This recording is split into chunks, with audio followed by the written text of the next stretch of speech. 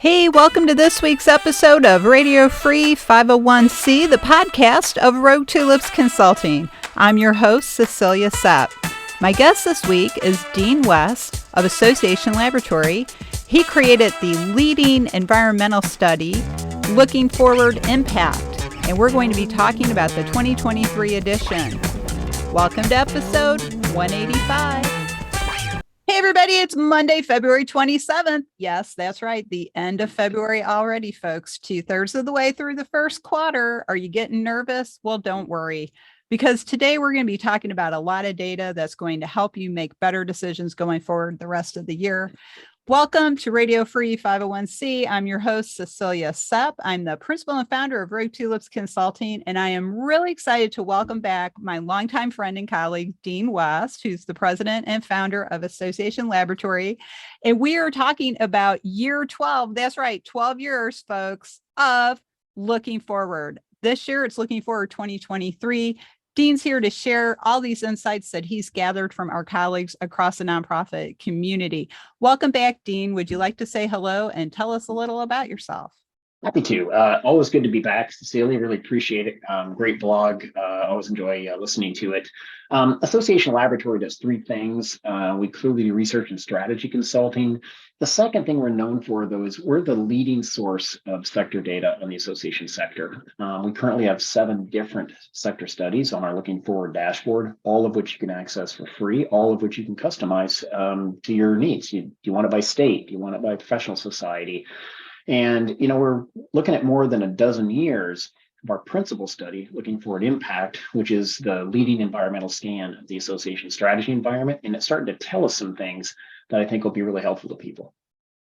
Yes. And before we dive in, though, I would like to say good morning, good afternoon, and good evening to our global audience, wherever you may be. And thanks for joining us. I think our global audience will really enjoy hearing what Dean has to say, and will also find this data extremely useful. And as Dean said, Looking Forward started 12 years ago.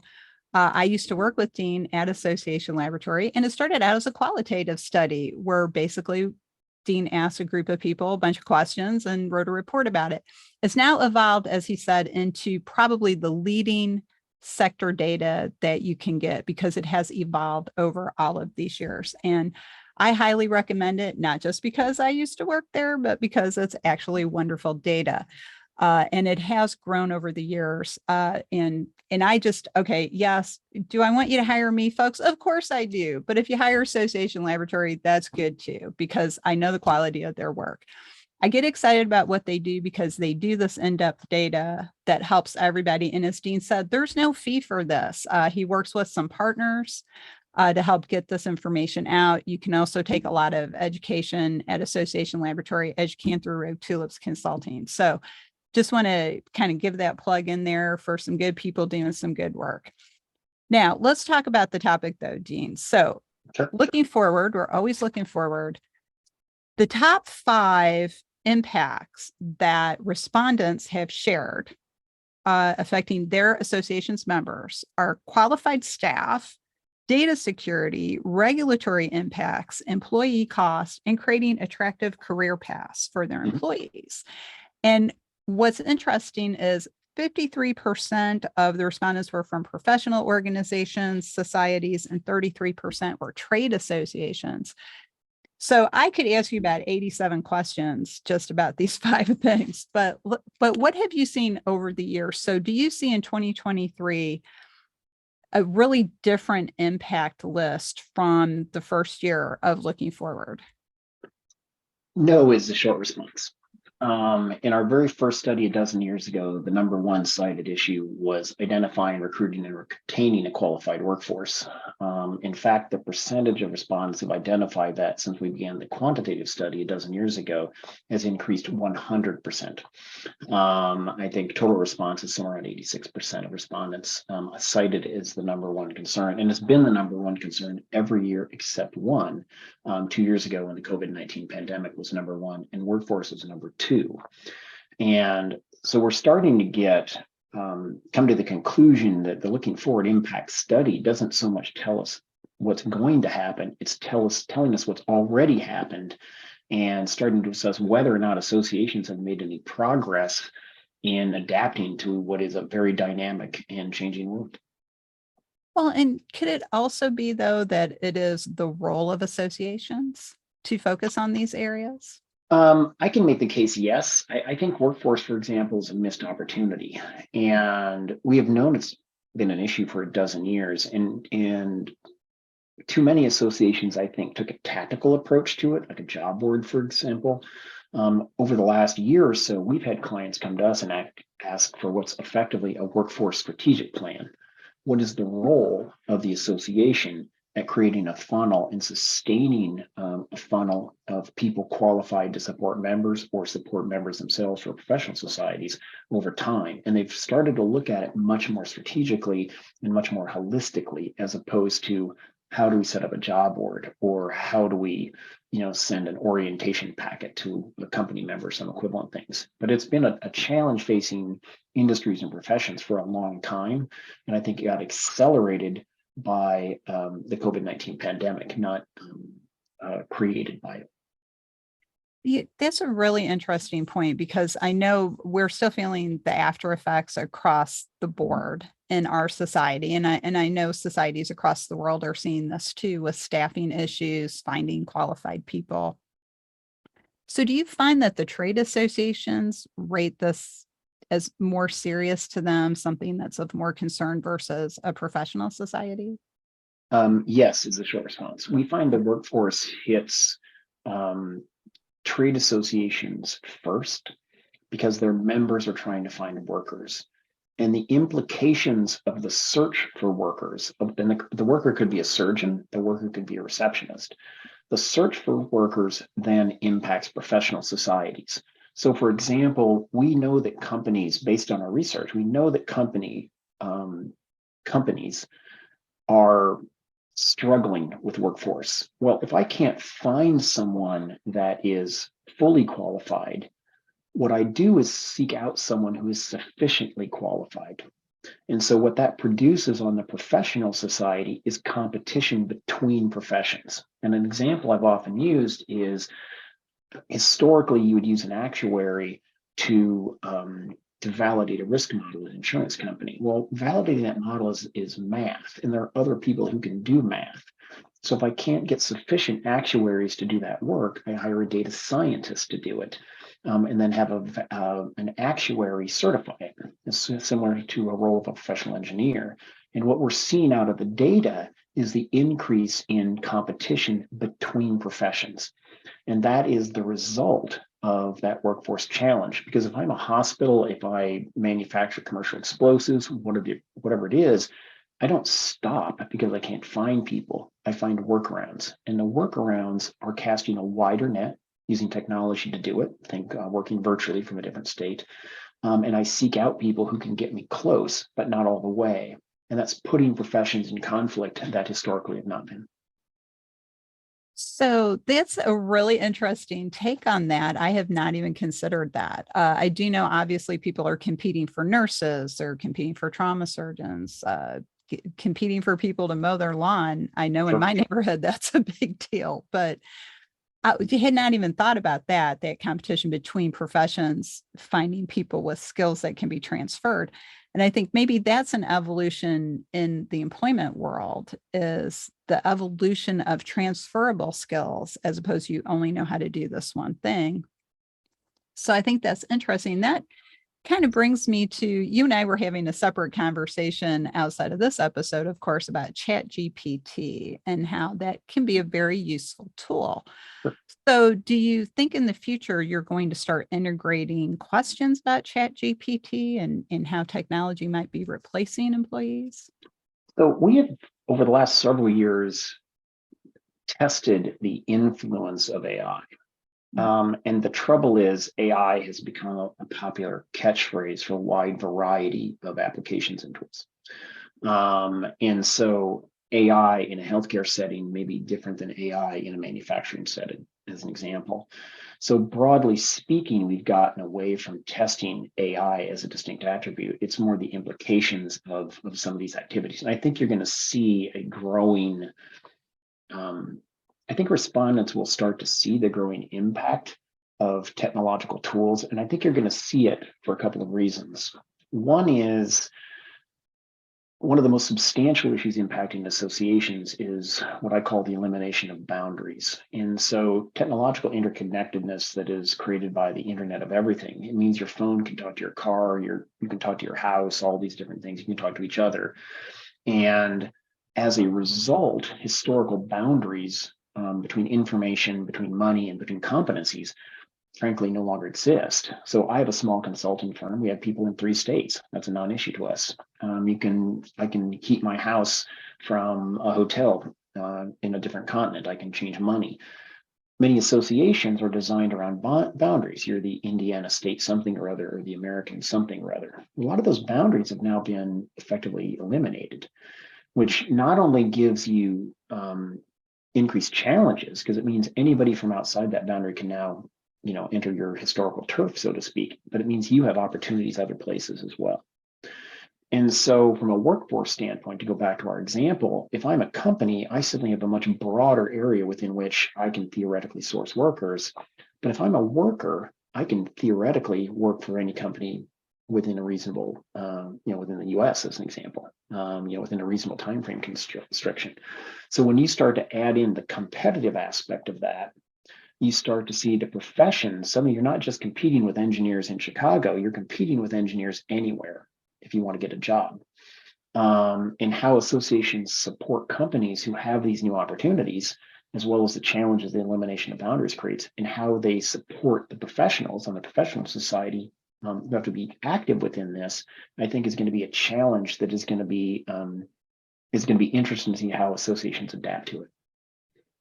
Well, and I think, wow, it just makes me think of so many other questions. We could go on for another hour and a half about this. The issue of boundaries, though, the thing about boundaries is they're artificial. We create them ourselves. So Correct. whether we're the Indiana Society or we're a country, these things can shift and change. And I think where we see a lot of resistance, and I know we talk about resistance a lot in the nonprofit community, especially resistance to change, resistance to doing things differently. We all know that old saying, that's the way we've always done it.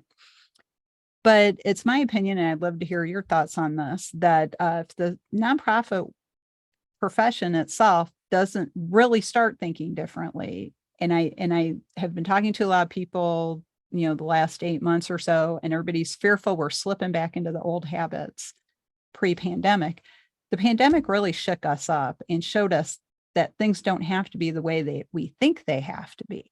So I think this elimination of boundaries, this, again, we're going through another cycle of quickly advancing technology, to your example of AI being a catch-all for lots of different things, whether it's an algorithm or a chatbot or high-level calculations for something like space travel, let's say. But what we need to do is consider, are we going to still be a profession at some point? I think that's a real question to consider. I don't know if your data speaks to that because we're all focusing on serving our members, but the definition of membership is shifting. Again, when you think about elimination of boundaries and things like Sure. that. So where does all this lead us in the end? I mean, we're still focusing on that role of serving members, whether they're professionals or trades or other types of industries. Sure. But where are we heading with this? Does this mean that humans will be freer to learn and have transferable skills, or is everything going to shift so dramatically that people are mostly unemployed by robots? I mean, I don't know. Maybe I'm getting too far ahead of the data here. I think the jury's out, frankly, and I've been trying to come up with a metaphor because I don't think the association sector is rising to the challenge, frankly, but other people are. So when we ask in looking forward impact, where do you anticipate increased competition from as an association? Clearly, people continue to expect national associations to compete with them, but the number 2 is for-profit organizations. And in 3 years, that's gone from 32% of respondents to 44%. And then there's also a dramatic increase of individuals that have an interest in your community. Think people on LinkedIn or someone on Facebook or Instagram targeting your industry or profession. So I go back to the no boundaries thing. So historically, what an association would do is draw a circle around a community. Their surgeons, their engineers, whoever it might be, a particular industrial sector, and then they would protect it. And for-profit organizations there weren't the technological tools to communicate to that community. There weren't the internal competencies in corporations to effectively serve that community. So they had a very product-based relationship. And the association could protect that community. Well, because of technology, for-profit entities, can go around you, and you can't stop that. LinkedIn is effectively a free mechanism to talk to other professionals. I don't need a list. 30 years ago, I had to buy a list and put things in envelopes, and there were cost prohibitive. It was cost prohibitive, and it was technologically prohibitive. And at the end of the day, I didn't have the list. Now I don't need one because of the disruption of those boundaries by technology. The second thing that corporations have recognized is the value of community. Associations for a long time have known members buy more than non-members. As an example, members participate more in things like volunteer leadership and things of that nature, whether standards development, clinical guidelines, whatever it might be. Well, other organizations and individuals also recognize that. So if associations don't adapt more quickly to the fact that they can no longer be gatekeepers for an audience, they will be left behind by organizations who no longer have to go through them to reach that audience. And membership is just you aggregating the power of your audience, whether it's for advocacy, whether it's for whatever it might be. And so I think that's why you're seeing such a dramatic increase in competition from for-profits and from individuals, than interest in the circle of people you serve, because you can no longer prohibit those people from serving them, and they recognize there is value in developing it. And I think that competition is going to be very problematic to associations who don't make the adjustment. And I've been trying to come up with a good metaphor, and I've kind of come up with a housing metaphor. I have a particular market that wants a particular type of house, and so I build that house, and then I build a house just like it the next year, and a house just like it the next year, and nobody else has the competencies or the money or the ability to build a house except me for that circle of people. Well, all of a sudden, because of technology, somebody else can build a different house across the street, and a portion of my circle wants that house instead of the one I'm building. And then somebody else builds a similar house that's different and pulls off another component of that marketplace. But I keep building the same house, the same house, and the same house. So associations and for-profit organizations have the same toolkit, but too many associations keep building the exact same house, despite the fact that their market wants something different, and there are now alternatives in the marketplace building the houses they want. And that's the closest I've come to a metaphor on, I think, the challenge faced by many associations. I think that's a good metaphor. It's kind of a long metaphor. It's got a good Yeah. backstory. But no, I think you're right. We keep trying to sell the same thing over and over again. Yep. And instead of focusing on the really valuable thing we offer, which is connection and real community and relationships, we are known as the relationship industry. Anybody can sell you a book, but Amazon creates a community. You're part of a community when you buy your book from Amazon. Whether you participate in the community is another thing. But I think I agree with you 100%. You said a few minutes ago, associations are not rising to the challenge. Yeah. And I agree. And I think there's a lot of impediments. We tend to be in an echo chamber to a certain extent, because we tend to talk to each other instead of talking to people outside. We keep repeating the same things. We say we need to do this because it's the way the other associations are doing it. Nobody said you had to do what everybody else is doing. Yeah. Well, and I think there's some strategic advantages for associations. They can win this battle or challenge or justice challenge. One is associations have years of experience serving their market, and that experience is hard to duplicate. The culture of associations isn't to treat a member as a customer. Any association staff, it's gratifying, frankly, to listen to how they care about the nuances of a profession or of an industry. Okay. Second, they have the competence. We have just demonstrated as a sector, we can adapt to a substantial disruption. COVID-19. So we know we have the ability to do something different. We have all the same tools that other entities have, whether for profit or not for profit. So we've got a bigger, not smaller toolkit, and nobody has a tool that we don't have. And finally, we have a community, to your point, Cecilia, that can learn from each other. You and I don't have competing grocery stores, and we can't share what's working and not working. Okay, we have organizations serving different markets for different reasons, but with the same toolkit.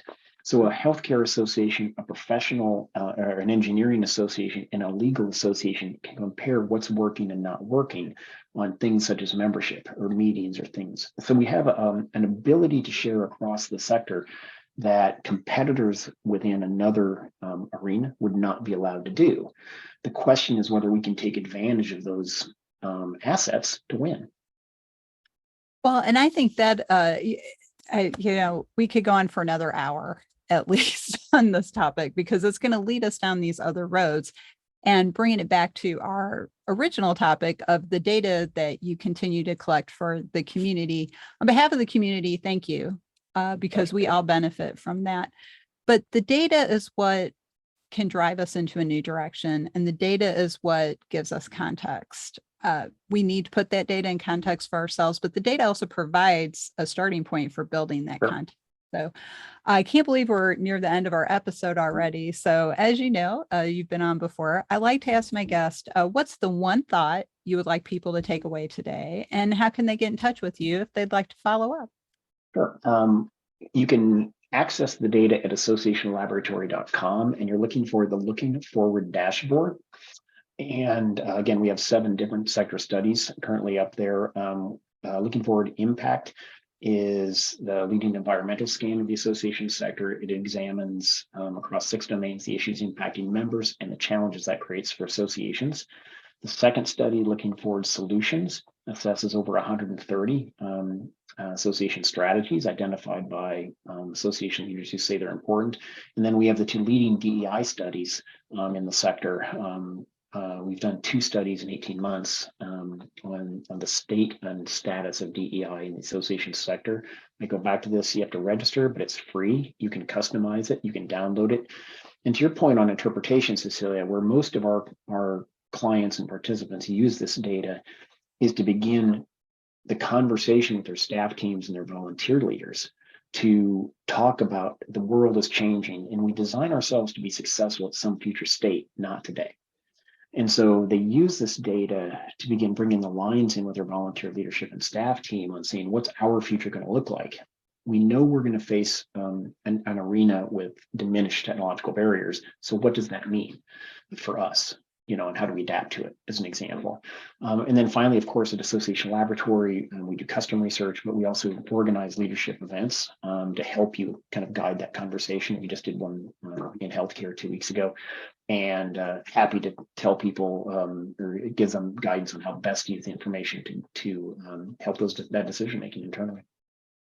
Oh, that's great. Well, thank you so much. Again, everyone, Association Laboratory, treasure trove of data, and they do have some of the historical data if you're the kind of person who likes to compare and contrast what people we do trend it. Yep.